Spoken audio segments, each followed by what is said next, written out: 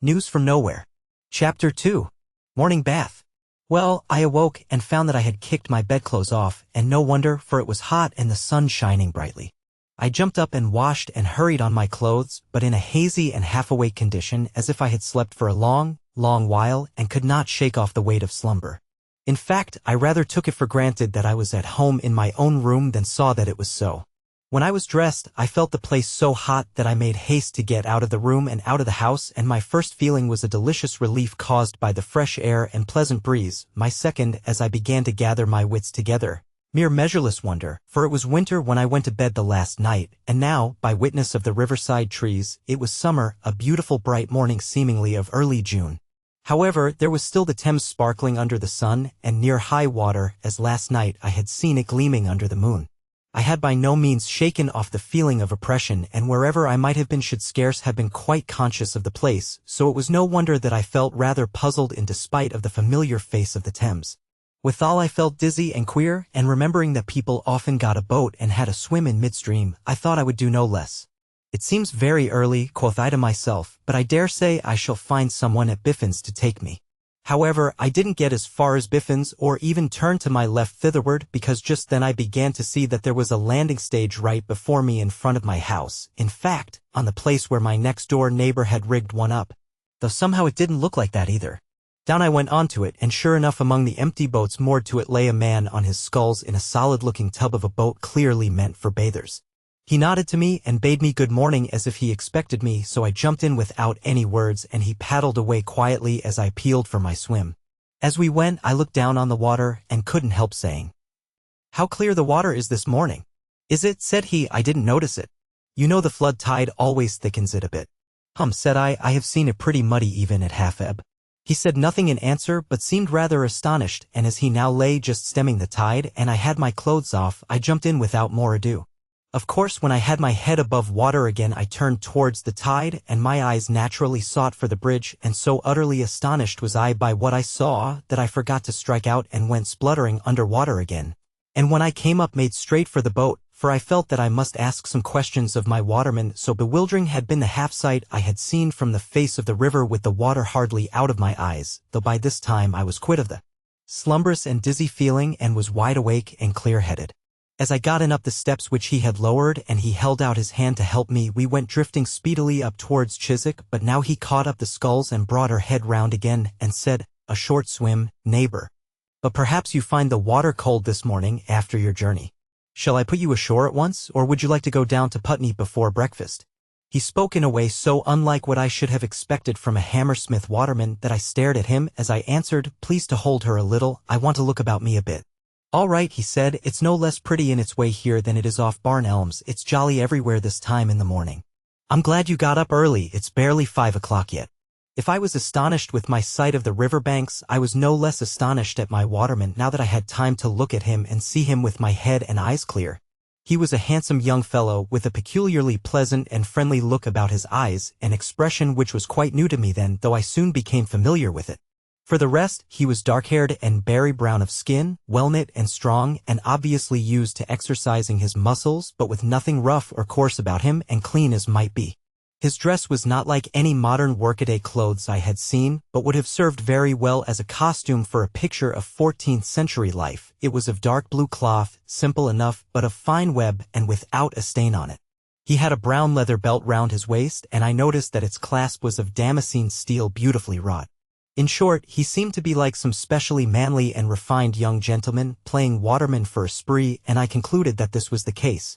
I felt that I must make some conversation, so I pointed to the Surrey bank, where I noticed some light plank stages running down the foreshore with windlasses at the landward end of them, and said, "What are they doing with those things here?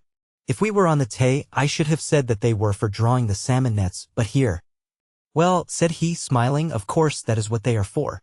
Where there are salmon, there are likely to be salmon nets, Tay or Thames, but of course they are not always in use. We don't want salmon every day of the season."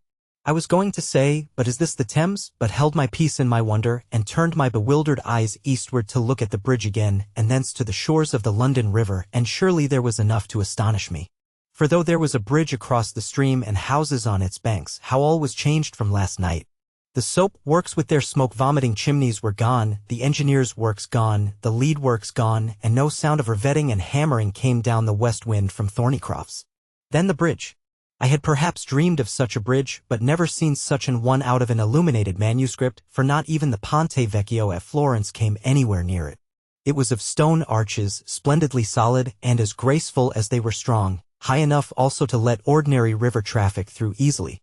Over the parapet showed quaint and fanciful little buildings which I supposed to be booths or shops beset with painted and gilded vanes and spirelets. The stone was a little weathered but showed no marks of the grimy sootiness which I was used to on every London building more than a year old. In short, to me a wonder of a bridge. The sculler noted my eager astonished look and said, as if in answer to my thoughts, "Yes, it is a pretty bridge, isn't it? Even the upstream bridges, which are so much smaller, are scarcely daintier, and the downstream ones are scarcely more dignified and stately." I found myself saying, almost against my will, "How old is it?" "Oh, not very old," he said. "It was built, or at least opened, in 2003. There used to be a rather plain timber bridge before then." The date shut my mouth as if a key had been turned in a padlock fixed to my lips, for I saw that something inexplicable had happened and that if I said much, I should be mixed up in a game of cross questions and crooked answers. So I tried to look unconcerned and to glance in a matter-of-course way at the banks of the river, though this is what I saw up to the bridge and a little beyond, say as far as the site of the soap works.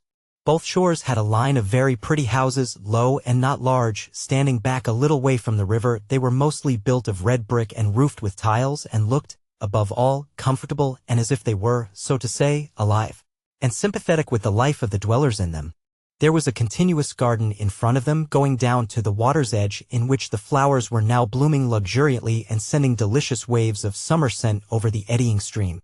Behind the houses I could see great trees rising, mostly planes, and looking down the water there were the reaches towards Putney almost as if they were a lake with a forest shore, so thick were the big trees, and I said aloud, but as if to myself, "Well, I'm glad that they have not built over Barnelms." I blushed for my fatuity as the words slipped out of my mouth, and my companion looked at me with a half-smile which I thought I understood, so to hide my confusion I said, "Please take me ashore now, I want to get my breakfast." He nodded and brought her head round with a sharp stroke, and in a trice we were at the landing stage again. He jumped out and I followed him, and of course I was not surprised to see him wait, as if for the inevitable after-piece that follows the doing of a service to a fellow citizen. So I put my hand into my waistcoat pocket and said, "How much?" though still with the uncomfortable feeling that perhaps I was offering money to a gentleman. He looked puzzled and said, "How much? I don't quite understand what you are asking about. Do you mean the tide? If so, it is close on the turn now." I blushed and said, stammering, "Please don't take it amiss if I ask you, I mean no offense, but what ought I to pay you? You see I am a stranger and don't know your customs or your coins." And therewith I took a handful of money out of my pocket as one does in a foreign country. And by the way, I saw that the silver had oxidized and was like a black-leaded stove in color. He still seemed puzzled but not at all offended, and he looked at the coins with some curiosity.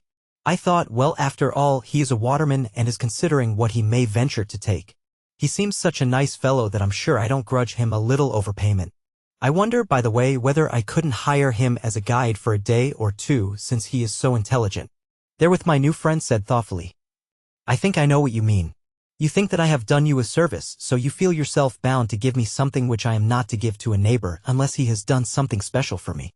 I have heard of this kind of thing, but pardon me for saying that it seems to us a troublesome and roundabout custom and we don't know how to manage it. And you see, this ferrying and giving people casts about the water is my business, which I would do for anybody, so to take gifts in connection with it would look very queer.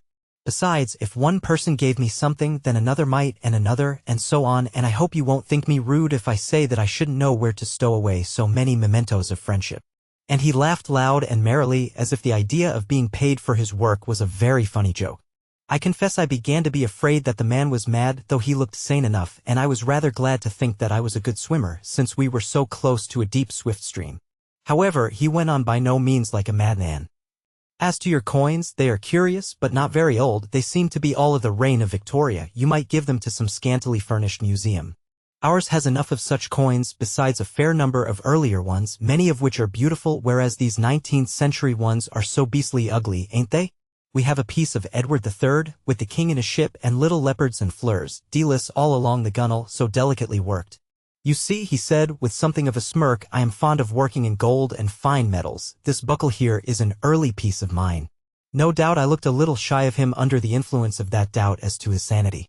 So he broke off short and said in a kind voice, But I see that I am boring you, and I ask your pardon. For, not to mince matters, I can tell that you are a stranger and must come from a place very unlike England. But also it is clear that it won't do to overdose you with information about this place, and that you had best suck it in little by little. Further, I should take it as very kind in you if you would allow me to be the showman of our new world to you, since you have stumbled on me first. Though indeed it will be a mere kindness on your part, for almost anybody would make as good a guide, and many much better. There certainly seemed no flavor in him of coney hatch, and besides I thought I could easily shake him off if it turned out that he really was mad, so I said, It is a very kind offer, but it is difficult for me to accept it unless, I was going to say, unless you will let me pay you properly, but fearing to stir up coney hatch again, I changed the sentence into, I fear I shall be taking you away from your work or your amusement. Oh, he said, don't trouble about that, because it will give me an opportunity of doing a good turn to a friend of mine who wants to take my work here. He is a weaver from Yorkshire who has rather overdone himself between his weaving and his mathematics, both indoor work, you see, and being a great friend of mine, he naturally came to me to get him some outdoor work. If you think you can put up with me, pray take me as your guide. He added presently, It is true that I have promised to go upstream to some special friends of mine for the hay harvest, but they won't be ready for us for more than a week, and besides, you might go with me, you know, and see some very nice people, besides making notes of our ways in Oxfordshire. You could hardly do better if you want to see the country. I felt myself obliged to thank him, whatever might come of it, and he added eagerly, Well, then, that's settled. I will give my friend a call. He is living in the guest house like you, and if he isn't up yet, he ought to be this fine summer morning. Therewith he took a little silver bugle horn from his girdle and blew 2 or 3 sharp but agreeable notes on it, and presently from the house which stood on the site of my old dwelling, of which more hereafter, another young man came sauntering towards us. He was not so well-looking or so strongly made as my sculler friend, being sandy-haired, rather pale, and not stout-built, but his face was not wanting in that happy and friendly expression which I had noticed in his friend. As he came up smiling towards us, I saw with pleasure that I must give up the coney hatch theory as to the waterman, for no 2 madmen ever behaved as they did before a sane man. His dress also was of the same cut as the first man's, though somewhat gayer, the surcoat being light green with a golden spray embroidered on the breast, and his belt being of filigree silver work. He gave me good day very civilly, and greeting his friend joyously, said, Well, Dick, what is it this morning? Am I to have my work, or rather your work? I dreamed last night that we were off up the river fishing. All right, Bob, said my sculler, you will drop into my place, and if you find it too much, there's George Brightling on the lookout for a stroke of work, and he lives close handy to you. But see, here is a stranger who is willing to amuse me today by taking me as his guide about our countryside, and you may imagine I don't want to lose the opportunity, so you had better take to the boat at once. But in any case I shouldn't have kept you out of it for long, since I am due in the hay fields in a few days. The newcomer rubbed his hands with glee, but turning to me said in a friendly voice, Neighbor, both you and friend Dick are lucky and will have a good time today, as indeed I shall too. But you had better both come in with me at once and get something to eat, lest you should forget your dinner in your amusement. I suppose you came into the guest house after I had gone to bed last night. I nodded, not caring to enter into a long explanation which would have led to nothing, and which in truth by this time I should have begun to doubt myself. And we all 3 turned toward the door of the guest house.